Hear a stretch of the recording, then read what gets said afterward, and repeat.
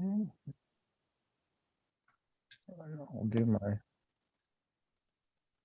okay, where am I here? What am I doing? Muted, yeah. Uh. Come on, button there. Okay. I got talking where I was.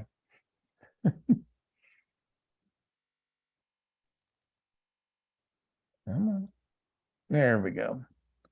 Okay, well, welcome back.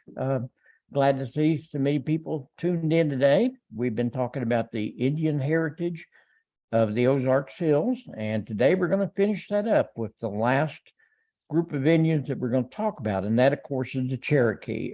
Everybody knows about the Cherokee. The Cherokee are the largest tribe in the United States in terms of numbers, and it has a huge amount of descendants in the Midwest, particularly, obviously, Oklahoma, but also Missouri, Arkansas, and other states. So let's talk about the Cherokee and see what we can see. First thing we're going to do, though, is look at a famous Ozarker. Now, I'll bet some of you can recognize who this young man is. He's from Joplin, Missouri, or was from Joplin. He died in 2006. Became one of the most famous actors on television history. You probably recognize him as, of course, Chester. Maybe also as his character of McLeod, Dennis Weaver, who I'm talking about. He was on Gunsmoke, of course, as the sidekick for James Arness, Matt Dillon, and was there for many, many years, and then finally left that show and had his own show with some success. Like I said, he was born and raised in Joplin, Missouri, not very far from here. And, again, one of the more accomplished actors of his generation, and really was well known for many, many years. So what can we say about the Cherokee? Well, first of all, they're the tribe that, like I said, if anybody has left a lasting legacy upon the Ozarks, it's going to be the Cherokee. And that's a little bit ironic because the Cherokee never really called Missouri or the Ozarks their home. They were forced out of their traditional home, I'm sure most of you know, and were basically forced westward and settled, the majority of them, in Oklahoma. But they were so large in numbers, they began to spread out. Some of them actually dropped off their forced march and stayed in Missouri. Some of them reached Oklahoma and then spread out into what we now know as the Ozarks, Missouri, Arkansas, Kansas, into Texas, other areas like that. So, like I said, without a doubt, they left their most lasting legacy in the Ozarks. They have been called, along with some of their kindred folks like the Choctaw and the Seminole and the Chickasha and the Creek, as the most civilized Indian tribe in North America. Now, I have to tell you, I really dislike that term. And it's not that I don't think they don't deserve that term. It's that it implies that in order to be civilized, you have to be like us. And trust me, that's not necessarily true.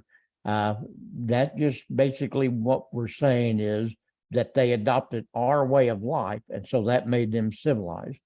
I particularly think, and this is just my own personal opinion, I think they were probably civilized in many ways, much more so than maybe we were, as you'll see.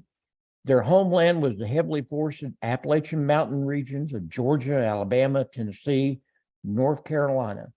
Some people have said it's the most beautiful land in America. In fact, what we're talking about, of course, is the area of the Great Smoky Mountains. And, if you don't know, of all the national parks in America, the Great Smoky Mountains are the most visited. I know that's always comes as a shock. We always probably think it's the Grand Canyon or Yellowstone or maybe Yosemite out west or maybe some other national park. It's not. It's the Great Smoky Mountain National Park. It's the single most visited national park in America yearly. I mean, it never fails that they are number one all the time. So it's little wonder that being the way they were and living in this beautiful land, that as the Americans pushed westward, their land began to be coveted. even as early as 1785, just immediately after the Revolutionary War, some of the Cherokee, recognizing that it was hopeless to try to fight the white man, decided to cede some of their land by the Treaty of Hopewell. And they ceded part of their land, moved to southeastern Missouri around the St. Francis River, and in northeast Arkansas along the White River. These became known as the Western Cherokee. There are basically two tribes in the Cherokees today, the Western Cherokee and the Eastern Cherokee. The Western Cherokee are the descendants of that original group that ceded their land and moved peacefully to Missouri and Arkansas and later into Oklahoma. So here's kind of where the Cherokee home was. Kind of the corners area. Here's the southwestern corner of North Carolina, the very southeastern corner of Tennessee, a great deal of the part of Georgia up here, and some in Alabama. So that was the basic homeland of the Cherokee. This is a photograph I got off you. I mean, I've been to the Great Smoky Mountains, as I bet most of you have, and they are indeed absolutely gorgeous. It's beautiful land. That's all there is to it. I mean, it's it is one of the most beautiful places on earth, without a doubt. So you can understand why the white man coveted that land. So those Cherokee that didn't leave in 1785, which was by far and away the vast majority, became known as Eastern Cherokee. And recognizing, as did the Western Cherokee that left voluntarily, that in order to stay in their land, they were going to have to adopt the white man's way of life. They were going to have to assimilate. They were going to have to become, in a sense, American. And as a tribe, for the most part, that's what they did. They began to, basically live as white people. They lived in log cabins for the most part. Some of them became so wealthy that they lived in stately houses that were the envy of some. I mean, even some of the most wealthiest Americans were envious of some of these wealthy Cherokee because they had so much land and so much wealth. They didn't totally give up their hunting ways, but they began to farm, and they were good farmers, and they had good land. So they grew great crops, particularly things like tobacco and corn and hemp. And they wrote a constitution. They patterned this constitution after our constitution. They developed schools to teach English. They realized that in order for their tribe to survive with the white man, they would have to speak with him. So they began to teach English to their youth. They even developed their own written alphabet. A Cherokee used by the name of Sequoia actually developed a written alphabet. He called it Talking Leaves. It's still in use today. If you know anything about the Cherokee Nation, they still publish their newspaper, and that newspaper is one half of it is written in their original Cherokee language. The other half is written in English, and it's still there. I mean, you can, as a Cherokee, you can actually get this. They even basically gave up most of their religious rights and became Christians. Christian missionaries came into the Great Smoky Mountains, began to missionize to the Cherokee, and they became Christians. So, in other words, folks, they did everything we ask a Native American tribe to do. They became totally assimilated. They became American. They just didn't think about one thing. They didn't think about how much greed there was and that their land was coveted so much.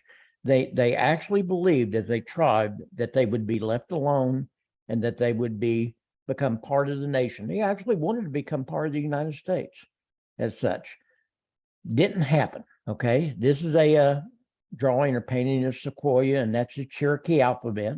Like I said, it's still in use today. It's a tradition. It's just, they're trying to keep their traditional way of life alive. So they keep using it. Okay, so all the white man needed was a reason to get their land. And the early 1800s, there were rumors of gold in Cherokee land. Now, we know from our own history that all you have to do is say, I found gold, and it just absolutely turns people crazy. We saw it in 1849 out west. We saw it in the late 1800s in Alaska. We've seen it different places. There's always been in the Western history this gold strike mania. Well, somebody started a rumor that there was gold in the Great Smoky Mountains, and there was some there. It wasn't great amount. It wasn't anything that would have caused a great gold rush, but the white man didn't know that. Well, immediately people began to flood into the Cherokee land. Now, there was a debate beginning to rage amongst the government in America. What are we going to do about this? Because, after all, there was a great number of people that actually sided with the Cherokee. For instance, Sam Houston, who was kind of the protege of Andrew Jackson and probably may well have been the president of the United States had he not broken with Andrew Jackson. But he broke with Andrew Jackson over this very thing because Andrew Jackson was definitely in favor of grabbing up their land, and he was the president, as were most of the members of Congress. They also sided with him. Sam Houston had allies. David Crockett, we think of Davy Crockett as this big Indian fighter. Folks, Davy Crockett was the champion of the Native American. I mean, yes, he did fight Indians when he had to, but in his way of mind, he thought they were a wonderful people. And, he was very distressed over the way that the Americans were treating the Cherokee. Daniel Webster, again, one of the great patriots of American history. Henry Clay, who should have probably been president at least a couple of times and just never was able to obtain it, was very much for the Cherokee remaining on their land. But they weren't in power. They didn't control the government. And as a result, Congress began to persuade people to go ahead and move into Georgia in this area. Georgia even passed a law in 1829, basically dispossessing the Cherokee of their land. Now, you might ask yourself, what did the Cherokee do? Well, remember, the Cherokee was trying to live like the white man. They were trying to basically assimilate and become part of it. They thought, well, let's sue. And so they did. They actually sued, the United States government when they passed what was called the Indian Removal Act in 1832. They passed it basically saying that all Native Americans east of the Mississippi River basically had to move west of the Mississippi River. And the Cherokee said, we're not going to do it. And they sued in the United States Supreme Court. Their main chief, John Ross, led the lawsuit. And the United States Supreme Court ruled in 1832 that the Cherokee indeed did have claim to their land and they could not be forced out. They said, this is illegal. They have done exactly what we've asked them to do. This is their land, and the United States government has no business forcing them out of their land. So this is John Ross, the man who led, this is the Cherokee chief, the biggest of the Cherokee chiefs. By the way, he's not totally Cherokee. He married into the tribe. He had some ancestry in the Cherokee, but he's primarily Scottish, but he was definitely their chief. This was his home. This is the home of John Ross. Born in 1780, died, as you can see there, in 1866. So if that was the case, if they won in the Supreme Court, why did they have to leave? Well, it's very simple. The Supreme Court basically has no power and authority to enforce their own rulings. Now, this may come as a surprise to you because today in our environment, we basically take the Supreme Court at its due. Now, I know there's a lot of controversial political things going on out there right now, and people are a little weary, at least some of them, of the Supreme Court. Others are very favorable towards it. But in all honesty, folks, the Supreme Court has power only of persuasion, and people have to respect their power in order for it to work. And President Andrew Jackson, the governor of Georgia, most of the people in Congress said, we don't care what the Supreme Court said. We're not doing it anyway. Jackson, at least reportedly, said, hey, John Marshall, the Chief Justice, has made a decision. Now let him enforce it. We're making him go anyway. He basically just defied the United States Supreme Court, said, I don't care what the Supreme Court says. We're making them leave. Now, could that happen today? Probably not. Okay, that would be an extremely controversial decision in today's political setting. Back in the early 1800s, remember, the nation was only about 50 years old. The Supreme Court really was kind of making its own rules at that point in time. Most people didn't side with the Supreme Court, so they basically supported Andrew Jackson. And so Andrew Jackson said, we don't care what the Supreme Court said, we're moving them anyway. So they begin to negotiate with the tribes in this area. And most of them, realizing the gig was up, said, hey, that's fine. We'll just give up our land, because they didn't want to fight.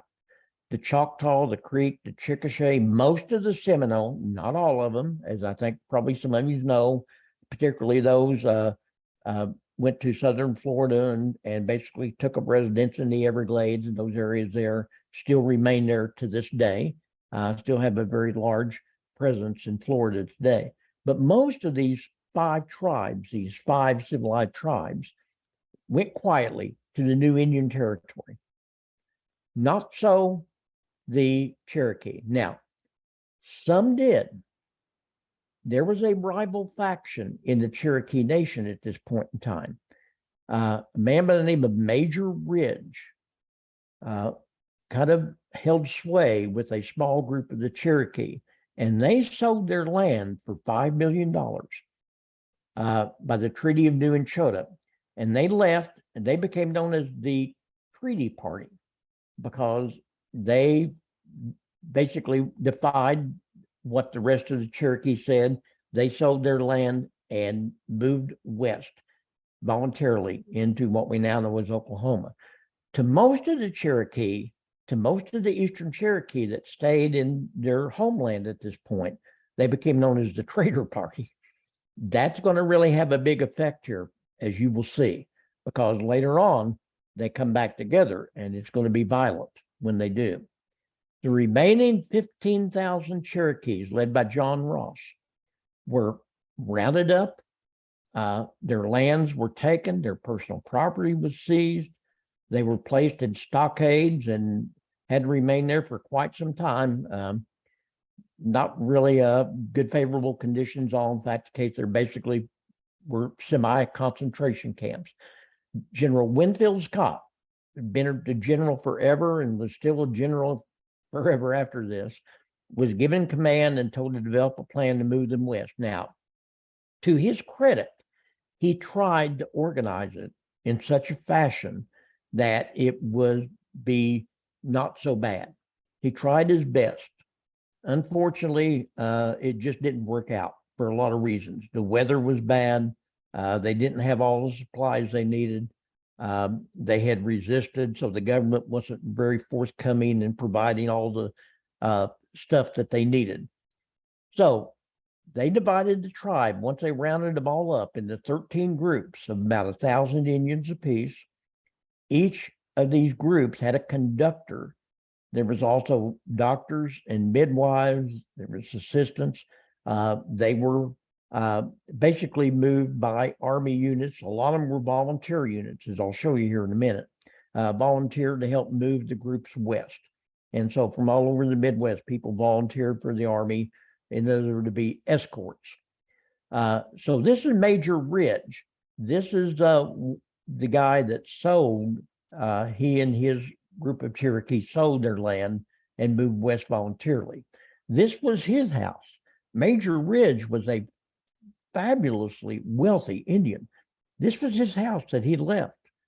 You know, this is now called the Chieftains Museum in the Great Smoky Mountains. And you can visit it. I've never been there, but I've read about it.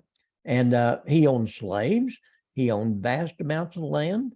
and he voluntarily gave it up because he felt like if they stayed, if they fought it out, that they would have to even become more like us. And he said, I don't want to give up our traditional ways, even though obviously he had in his own right. That's a photograph of Andrew Jackson. By the way, folks, that is one of the very first photographs of any president taken. The first photograph of president was taken by John Quincy Adams. This is probably the second photograph of a former president. This was not when he was president, but this is one of the first ex-presidents to be photographed. So that was Andrew Jackson that basically led this movement west. So they started off October of 1838. Now, today that would have been difficult. At that time, it was just a disaster. First of all, it was one of the worst winters in recorded history in America. You know, Cherokee couldn't catch a break, obviously. It was cold, it was snowy, the Mississippi River froze up, as did the Kentucky River and some of the other areas. It was just a bad situation. They did have wagons, and most of the elderly Cherokee and children couldn't ride, but most of them walked. It ran through Nashville, Tennessee, to the mouth of the Cumberland River, and then they followed that through southern Illinois till they reached the Mississippi River. Once they got there, it was a disaster because they were having a hard time getting over. They had to sit on the banks for about a month until they could get everybody across the Mississippi River. It was partly frozen up. There were huge ice chunks floating down it. It wasn't safe to ferry them across. And folks, many of them died. They just absolutely died like flies. It was just a horrible situation. Once they got into Missouri and got everybody into Missouri, two sections headed south across southern Arkansas, but most of them took a route through what was known as the White River Trace and the Old Wire Road, which took them through present-day Springfield, Battlefield, Missouri. I literally could walk out on my balcony right now and look at the Trail of Tears. It was, I mean, I'm sitting that close to it. They've got markers where the Trail of Tears crossed over, and it's literally right at my backyard as such. Well, it's the township's backyard, not my backyard, okay? Of the 15,000 or so Cherokee that crossed over on what became known as the Trail of Tears, an estimated third of them died. Over 5,000 of them died. They never made it to Oklahoma. The conditions were that bad. Many of them dropped off. I'm going to tell you a story here about a minute about the family that dropped off in the Springfield Battlefield area. They just basically in the dead of night, they took off and, just went on their own. They thought they could do better trying to do it on their own. A lot of them settled where they dropped off, as you'll see in a minute. So here's a map. This is basically the Cherokee Agency over here in Tennessee. And most of them went this way up through Nashville, Kentucky, across southern Illinois, and then 2 of the 13 groups headed this way over in Oklahoma, while another group, and by far and away the majority of them, headed this way, crossed over through Springfield and down into eastern Oklahoma.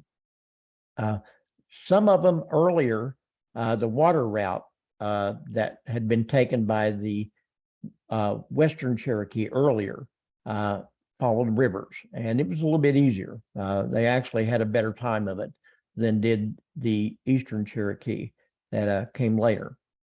So I thought I would read you some of the writings of a man by the name of John C. Burnett. John C. Burnett was one of the escorts on the Trail of Tears, and it had a great impact upon him. And he lived till his 80th birthday, actually lived a little bit longer than that, 1890.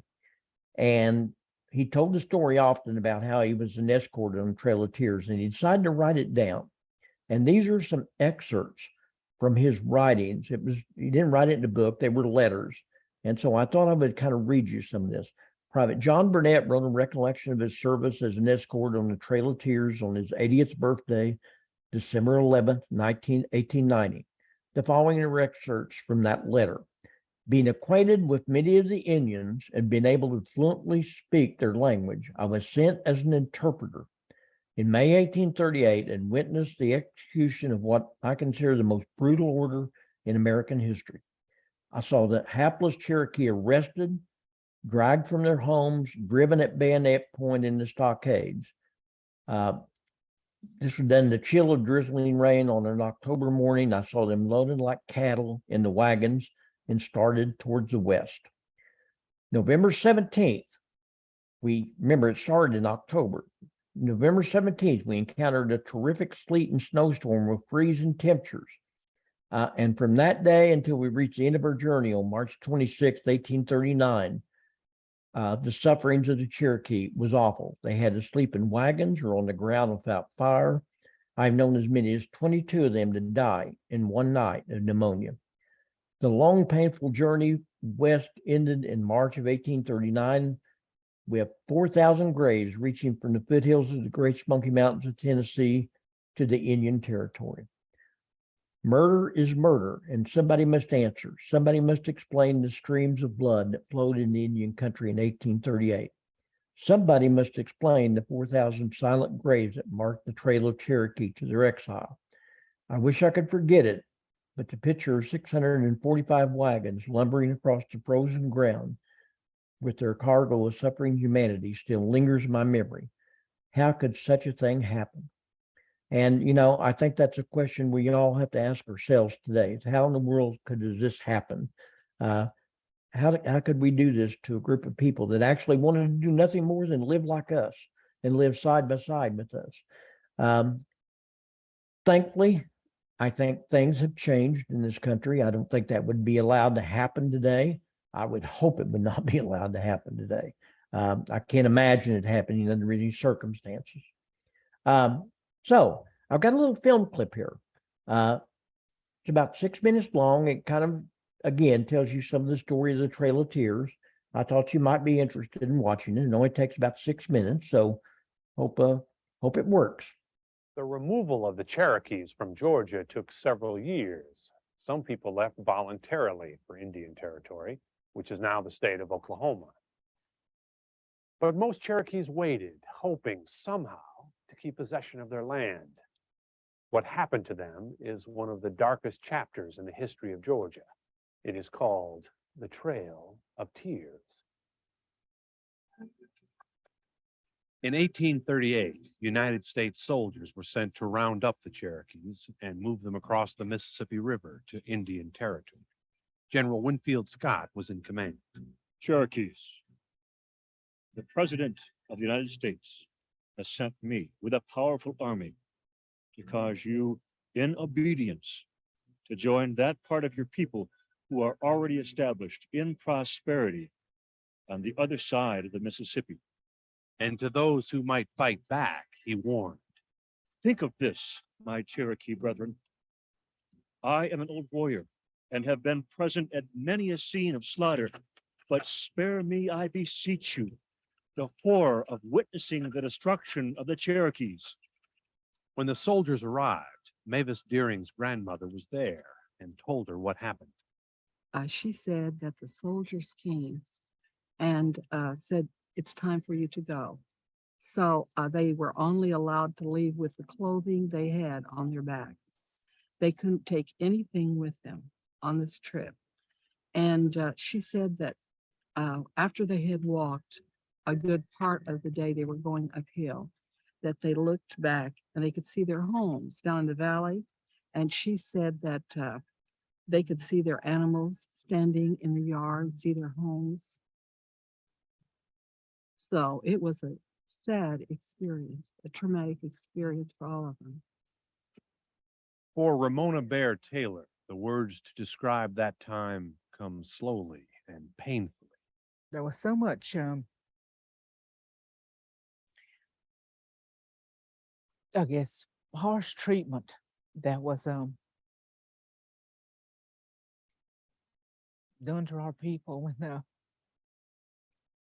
when they were forced out of their homelands and put into stockades. After they were rounded up, the Cherokees were held in stockades that were like concentration camps. And then they began to march west. Some took a river route, but most traveled by land, almost 1,000 miles to Indian Territory, to what we now call Oklahoma. It was a long, difficult journey, especially for the very old and the very young. If there was a woman that had a baby, that she was carrying a baby that died, there was illness along the way. And if the baby died, she would have to carry it the rest of the day. They didn't allow her to stop to bury it.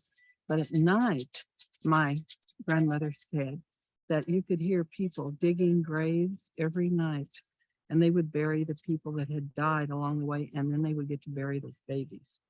And that since it was October when they started, and it got to be winter along the way, that their feet, the moccasins wore out, and then because of the ice on the ground and snow, that their feet would freeze and burst and leave bloody footprints all along the way. As the journey continued, there were a number of people who died from exposure, from starvation, from lack of medical attention. It was a miserable time to be alive. The people were completely without hope. But it was also said that the medicine people were the people who were able to keep the spirit up of the people as they moved along. They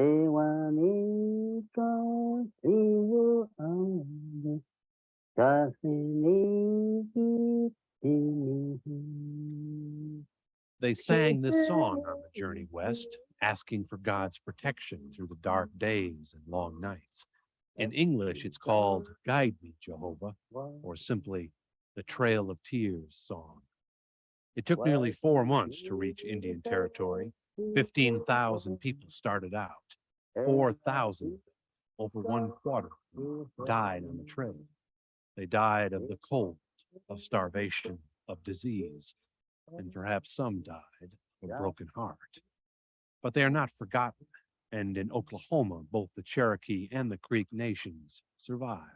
To find that it was only 4 generations ago and that we remember their names, and that we honor them, and that we named our children names that these people had when they were still here in Georgia and Alabama. So those names live on. I never forgot any of that. They say that that the eternal flame or the sacred fire that our people have, as long as the fire burns, the Cherokee people will survive. And that fire is still burning today.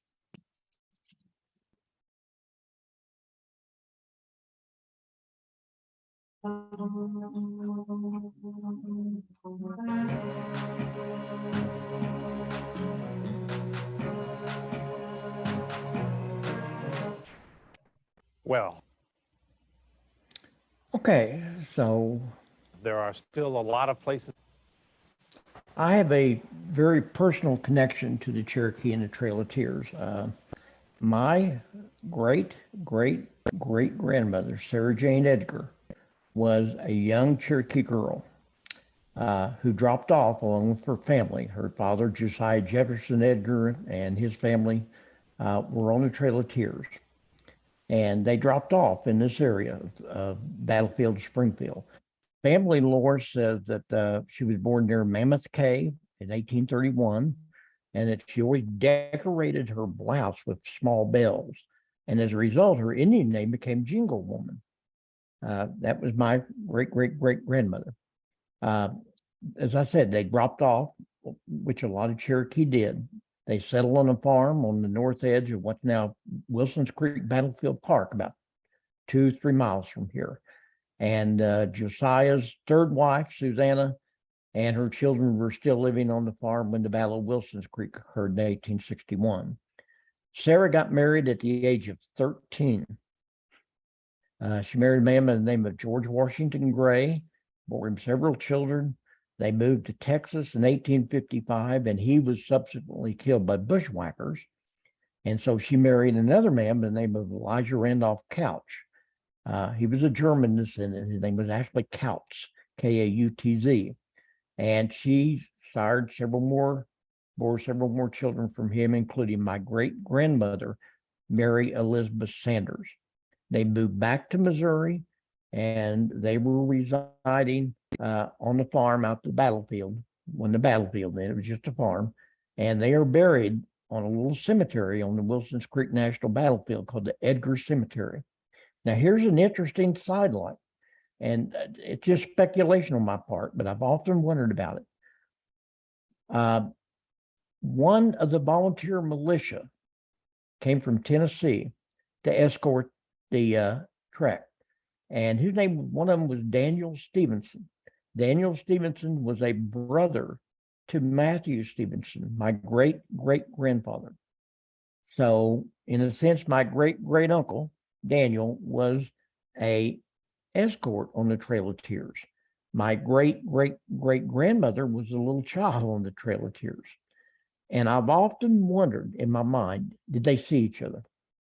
I've thought about this so many times that, did he actually lay eyes on her, not knowing who she was? Obviously, he wouldn't have known who he was. But, their descendants end up marrying. And this is Sarah Jane Edgar, the little girl that crossed over on the Trail of Tears. You can tell she's definitely Indian. There's no doubt about that. And this is Elijah Couch that, and they're buried at the battlefield. This is the little cemetery at the National Wilsons Creek, and this is their tombstone. They're buried together along with Sarah Elizabeth and several of the other children and some of the other relatives of the family are buried there. This is Joe Stevenson, my grandfather. I remember him very well. And this is Jane Sanders, who was the granddaughter of Sarah Jane Edgar. And this was the great-great-nephew of Daniel Stevenson. They married in the early 1900s, late 1800s. They were my grandfather, grandmother. I remember them very well. And so I have a very personal connection to the Trail of Tears. And like I said, I've often wondered, did they see each other? Did these two people see each other whose families eventually married and produced me? Don't know. And I probably never will know, but it was really interesting to speculate about it. Now, once the Cherokee got to Oklahoma, it wasn't all milk and honey, because once they got there, they came into immediate conflict with the treaty party, the party that had been basically sold out by John Ridge and his followers. And folks, it became an all-out civil between these two groups of Cherokee. John Ross and his faction saw John Ridge and his faction as traitors. And according to traditional Cherokee law, they were punishable by death. And as a result, violence erupted. And for several years, these two factions fought each other to the death. Major Ridge, the leader of the treaty party, or the traitor party, if you're were part of John Ridge's, John Ross's faction. They pulled him out of his house. They assassinated him, shot him. They killed his son. They killed his nephew, Elias Bonnett, who was the editor of the Cherokee Phoenix, the newspaper. They tried to kill another son, Stan Waite, but Stan Waite survived. He later on became a general fighting for the Confederacy in the Civil War. In fact, the case, he is the last Confederate general to surrender. He fought to the very last. So this is Major Ridge, his son John Ridge, and his nephew Elias Bonnett, that was the editor. They suffered the ultimate in this Civil War between the Cherokee. That's Stan Waite. He was the one that survived of all this. Folks, this war went on for years. Finally, due to some efforts of Sequoyah, who was now an old man, the guy that invented the alphabet, along with a Christian minister, Cherokee Christian minister by the name of Jesse Bushyhead, they ended up getting the two groups together and coming up with a treaty and said, hey, we've got to live together. We can't keep killing each other off. They wrote a new constitution.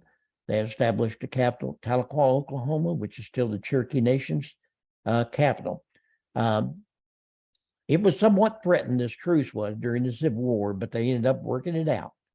And they lived together as a nation until 1907, when the state of Oklahoma entered the Union. Of course, they still consider themselves a nation. And today, as I mentioned at the beginning, the Cherokee are indeed the largest Native American tribe in the United States. This shows you a map, percentage of states which has a large Indian population. And you can see that by far and away, eastern Oklahoma and parts of Arizona and New Mexico, parts of South Dakota, parts of northern Montana are by far and away the heaviest populated Indian territory, Indian areas in the United States. Lesser areas, of course, out in the west, right here in Southwest Missouri, where I live, has a fairly large descendants of the Cherokee population. So they left us a lot, folks. They left us our place names, places like Chillicothe, Osceola, Seneca, Tecumseh, Neosho. Even our state, Missouri, is named after the Indian tribe. They left us food like tobacco, corn, and pumpkins. They left us recreational stuff. If you've ever seen square dances, what you're doing is seeing basically a combination of Old English minuets and Indian dances with whoops and dips and stuff like that.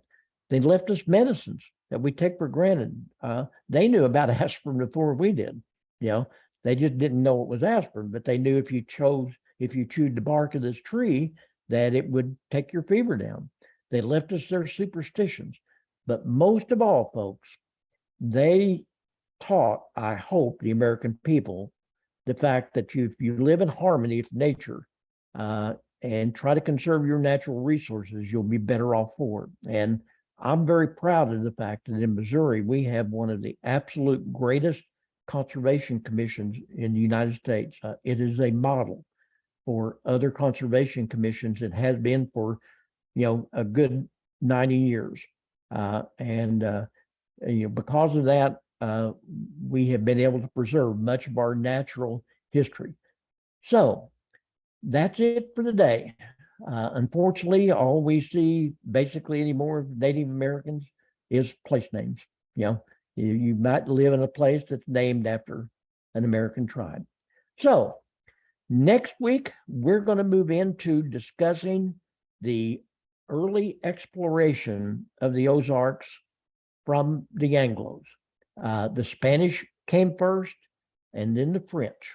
And that's what we're going to talk about next week. We're going to talk about these early explorations and the very earliest people to come into the Ozarks, the earliest Anglos anyway. So I hope you've enjoyed this. I hope you learned something. And next week, tune in with me and we'll continue to talk about the heritage of the Ozarks.